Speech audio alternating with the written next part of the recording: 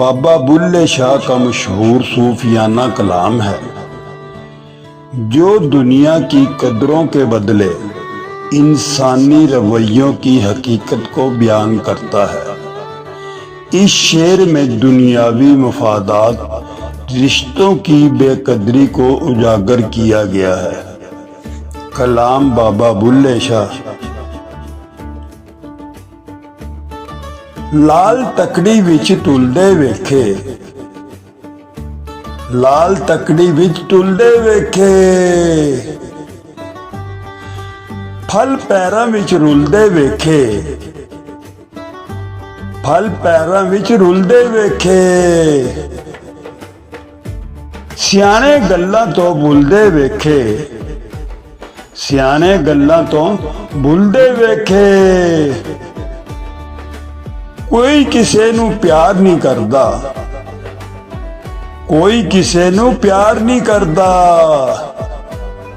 बंदे गलियां विच रुलदे वेखे, बंदे गलियां विच रुलदे वेखे। रंग बिरंगी दुनिया वेखी, रंग बिरंगी दुनिया वेखी, कई कई रंग एक फल विच वेखे, कई कई रंग एक फल विच वेखे। सुख ते अज़ला तो वैरी मेरे, सुख ते अज़ला तो वैरी मेरे,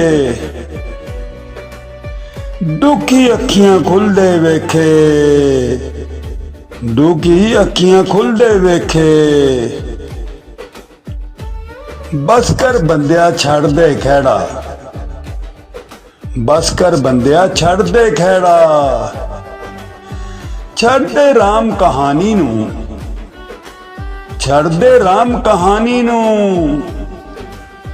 तू रुल गया ते की होया, तू रुल गया ते की होया। शाह भी गलियां विच रुलदे वेखे, शाह भी गलियां विच रुलदे वेखे।